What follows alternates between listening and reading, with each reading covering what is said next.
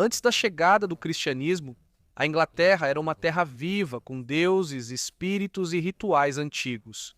Os anglo-saxões, que se estabeleceram aqui entre os séculos V e VIII, seguiam uma rica tapeçaria de crenças agora chamada de paganismo anglo-saxão, uma forma de fé germânica compartilhada em grande parte do noroeste da Europa. Essa religião surgiu das tradições da Idade do Ferro do Norte da Europa e chegou às terras britânicas com as migrações anglo-saxônicas em meados do século V. Por séculos, ela moldou a vida cotidiana, desde o ciclo das estações até a autoridade dos reis. Mesmo com a expansão do cristianismo pelos reinos durante os séculos VII e VII, primeiro vestígios da antiga fé, persistiram, misturando-se ao folclore e à memória. Nosso conhecimento sobre essas práticas antigas vem em grande parte de cronistas cristãos como Beda e Aldhelm, que escreveram sobre um mundo que sua religião buscava substituir. Templos e altares foram queimados, bosques sagrados destruídos e rituais silenciados. Ainda assim, as antigas crenças deixaram sua marca nos dias da semana, trazendo os nomes dos deuses como Vodin e Tunor nas genealogias reais, ligando reis a ancestrais divinos e em tesouros arqueológicos extraordinários, como o sepultamento de Sutton Hoo. Lá, um capacete adornado com guerreiros xamânicos dançantes sugere o poder espiritual e a imaginação de um povo que via o sagrado tanto no mundo natural quanto no sobrenatural.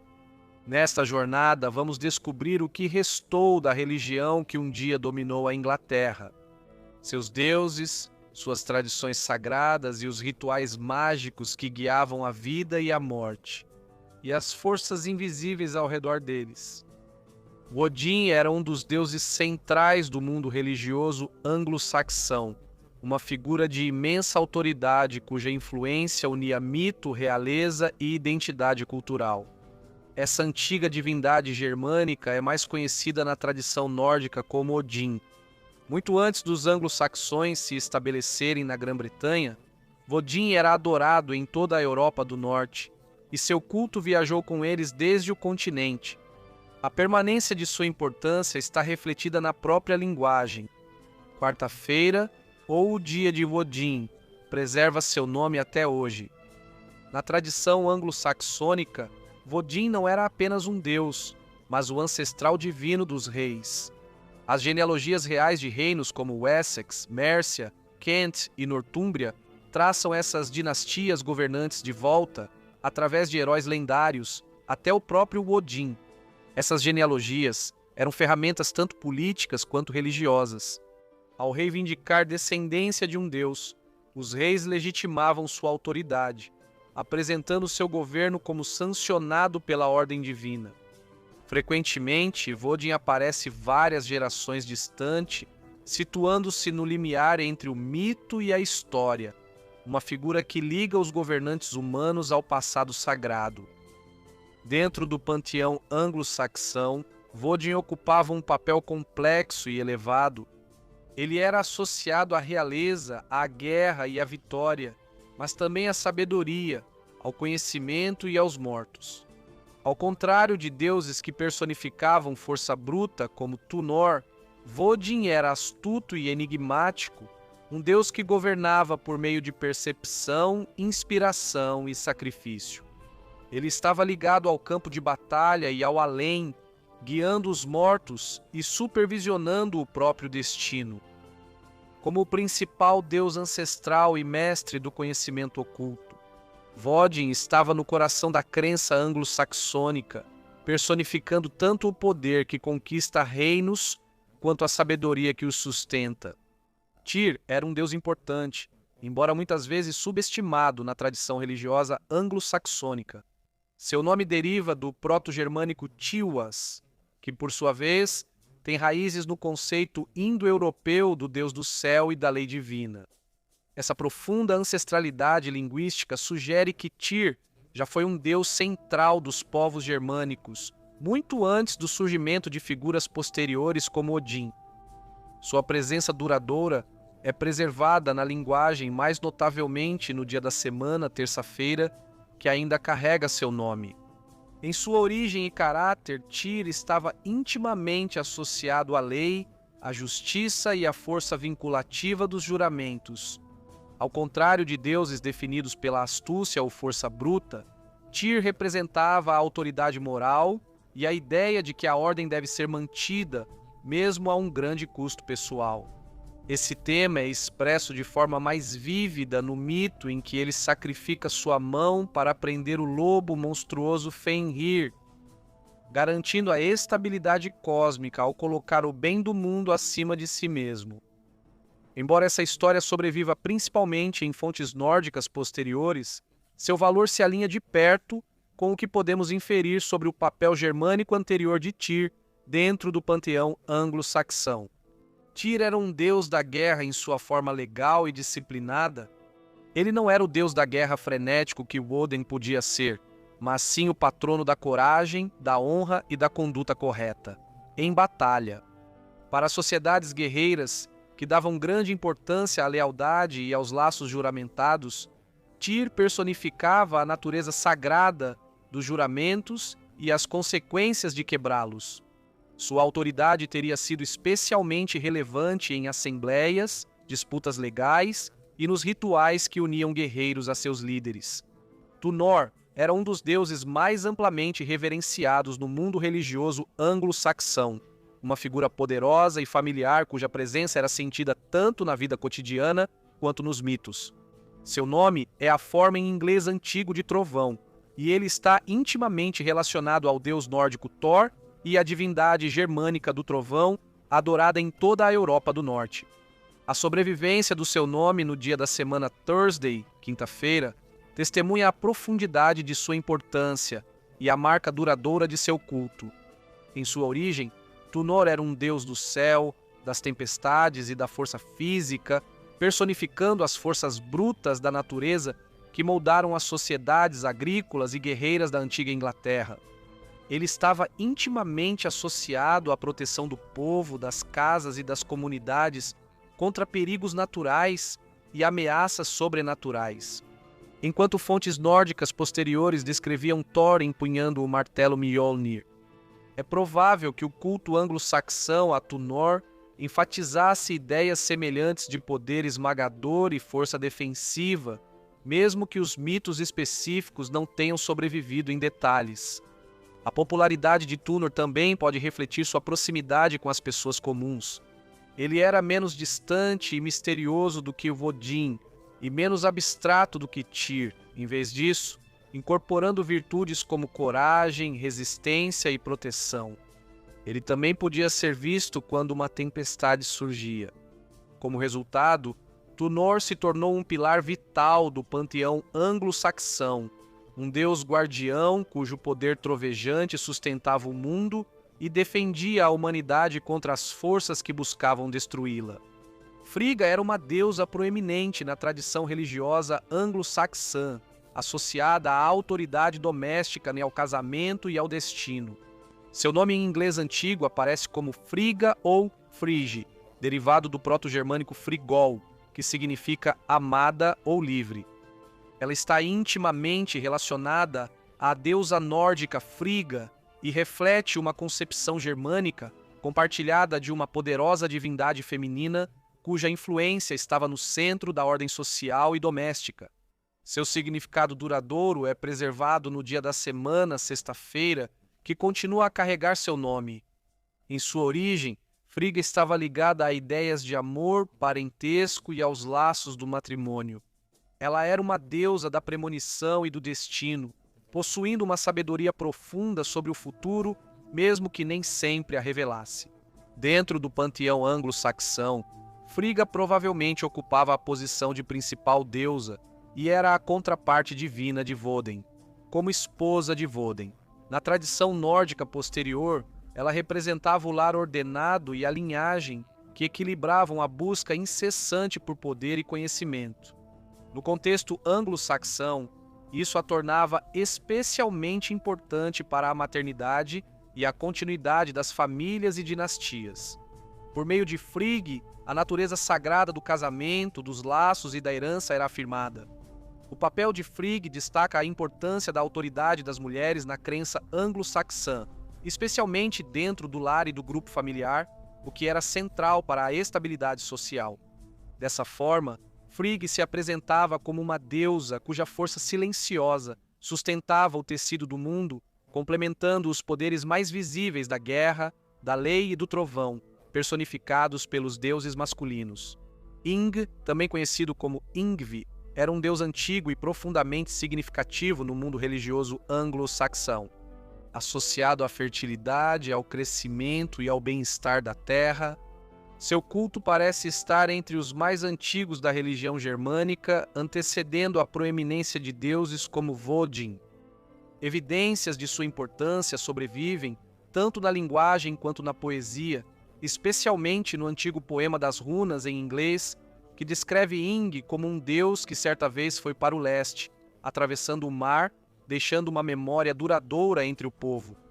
Em sua origem, Ing estava intimamente ligado ao ciclo da vida, à agricultura e à renovação das estações. Ele era um deus cuja presença garantia paz, prosperidade e fertilidade, conectando as comunidades humanas aos ritmos do mundo natural. O historiador romano Tácito sugere que Ing foi, em algum momento, uma divindade tribal ou ancestral, personificando a identidade compartilhada e a origem sagrada de um povo. Dentro do panteão anglo-saxão, Ing ocupava um papel distinto dos outros deuses da guerra e da autoridade. Ele não era uma figura de batalha ou julgamento, mas sim de abundância, harmonia e continuidade. Sua influência provavelmente era mais forte em contextos rurais e agrícolas, onde colheitas bem-sucedidas e terras férteis eram questões de sobrevivência. Na tradição escandinava posterior, Ing está intimamente ligado a Freyr, o deus da fertilidade e da paz, sugerindo que essas figuras podem compartilhar uma origem comum ou representar expressões regionais do mesmo poder divino. A importância de Ing está em sua função silenciosa, mas essencial, de sustentar a vida e garantir o futuro. Enquanto deuses como Vodin, Túnor e Tyr governavam a realeza, a proteção e a lei, Ing representava a prosperidade que tornava essas estruturas possíveis em primeiro lugar, como um deus do crescimento e da renovação. Ing estava na base do mundo anglo-saxão, personificando a esperança de que a terra continuaria a produzir e o povo resistiria. Eostre era uma deusa anglo-saxã, associada à renovação da primavera e ao retorno da luz após o inverno. Nosso conhecimento sobre ela é limitado, mas ela continua sendo uma das figuras mais intrigantes da religião inglesa primitiva por causa de sua clara ligação com a mudança das estações e o renascimento. O nome dela corresponde ao termo em inglês antigo para o mês de abril, do qual deriva a palavra moderna Easter, Páscoa. Essa sobrevivência linguística aponta para a antiga importância dela no calendário ritual dos anglo-saxões.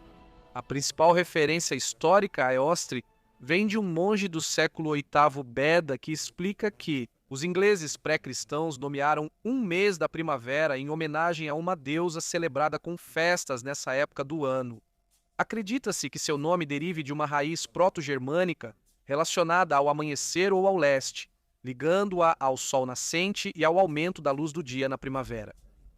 Isso coloca Eostre dentro de uma tradição indo-europeia mais ampla relacionada ao amanhecer ou à primavera, deusa que personifica a renovação, a esperança e a vitória cíclica da luz sobre as trevas. Dentro do panteão anglo-saxão, ela provavelmente teria presidido o renascimento da terra, o retorno da fertilidade e a transição das dificuldades do inverno para a produtividade do verão.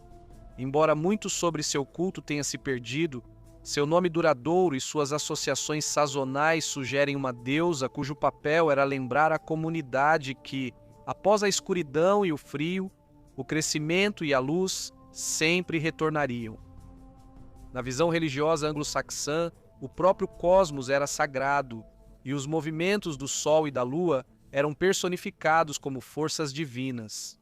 Sigel, o Sol, e Mona, a Lua, eram divindades essenciais cujos padrões regulares estruturavam a vida e a agricultura. Sigel era a fonte de luz, alegria e vida.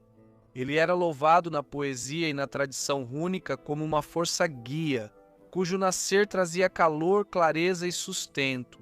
Embora ele não interviesse diretamente nos assuntos humanos como Vodin ou Túnor, sua presença era indispensável. O sol marcava as estações, permitia o crescimento das colheitas e regulava a passagem do tempo. Mona, por outro lado, representava a lua e os padrões cíclicos da noite, do mês e das estações. Normalmente tratado como uma figura masculina, Mona supervisionava as fases lunares que governavam os calendários agrícolas, a caça e as observâncias rituais. Seu crescimento e diminuição simbolizavam a passagem do tempo, a continuidade e a renovação, garantindo que os ritmos da sociedade permanecessem alinhados com a natureza do mundo.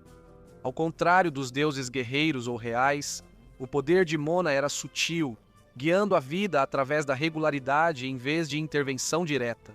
Juntos, eles personificavam o equilíbrio entre o dia e a noite, a luz e a escuridão, o calor solar e a suavidade lunar.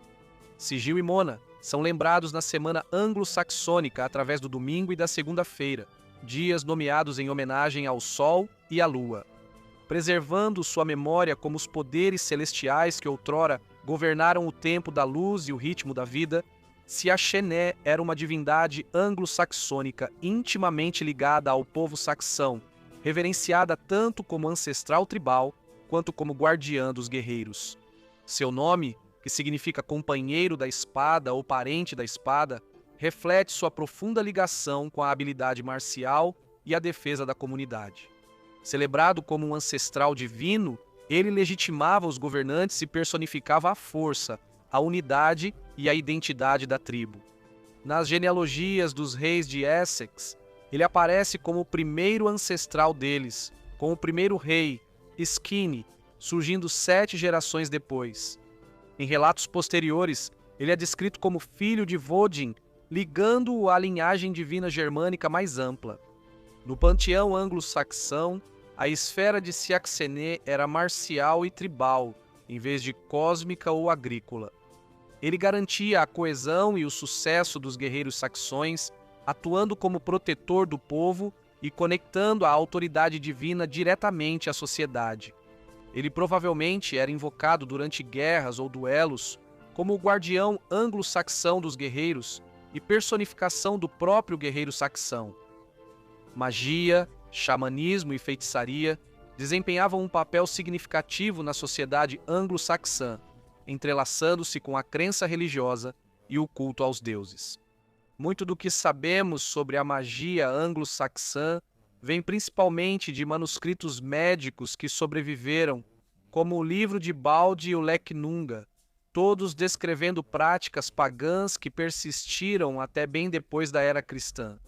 Esses textos revelam que práticas mágicas eram frequentemente realizadas por aqueles envolvidos na profissão médica, misturando cura prática com encantamentos rituais, amuletos e atos simbólicos.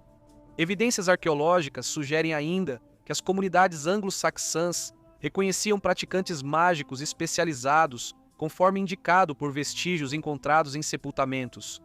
Diversos arqueólogos argumentaram sobre a existência de praticantes mágicas profissionais do sexo feminino, às quais eles se referiram como mulheres sábias.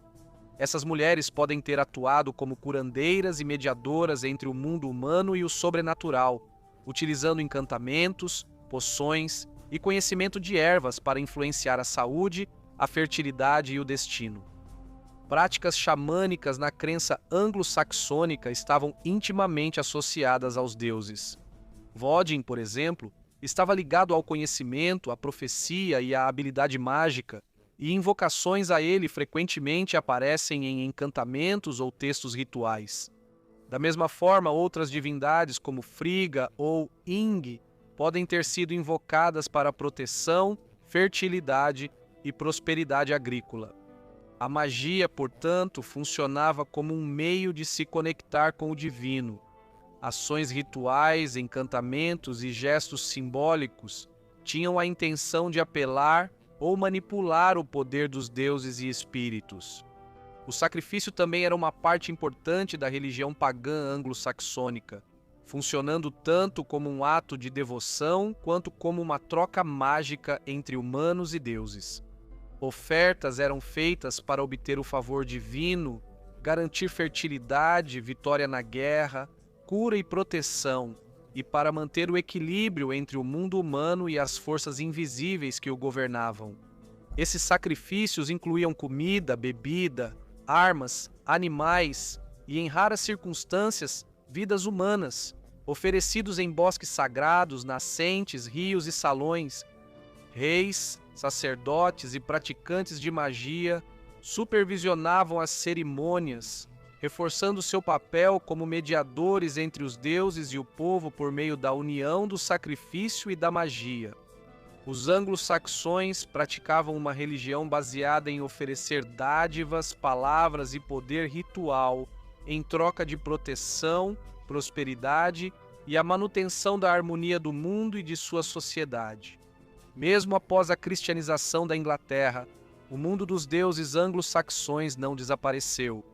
Ela deixou uma marca duradoura na linguagem, na cultura e na imaginação. Os dias da semana ainda carregam os nomes das antigas divindades. A crença pagã também moldou as ideias de realeza e ancestralidade. Muitas linhagens reais traçavam sua ascendência até deuses como Vodin, reivindicando autoridade e legitimidade divinas. Dessa forma, o sagrado era inseparável do político, e os governantes eram vistos não apenas como líderes, mas como descendentes do divino. Na crônica anglo-saxônica, Alfredo, o Grande, que encomendou a obra, deliberadamente manteve Vodin em sua genealogia real, mostrando que, mesmo como um rei cristão, ele não estava disposto a romper o elo ancestral sagrado que ligava a realeza anglo-saxônica ao antigo passado pagão. O legado do paganismo anglo-saxão não está em templos ou altares, mas na cultura e na imaginação que ele moldou. É uma visão de mundo na qual o natural, o humano e o divino estavam entrelaçados, onde os deuses protegiam reis, guerreiros e os ritmos da vida. Mesmo hoje, os ecos dessa antiga fé permanecem incrustados na linguagem, nas histórias e no fascínio duradouro por um mundo vivo com deuses, magia e mistério. Gostaria de agradecer imensamente a todos os meus membros. A contribuição de vocês é valiosa para a continuidade do canal e eu aprecio todos vocês imensamente. Um agradecimento especial a John Sides e Stephanie Hassan. Espero que todos tenham gostado do vídeo. Se gostaram, não esqueçam de curtir, se inscrever e compartilhar. E nos vemos em breve para mais um Perfis Históricos.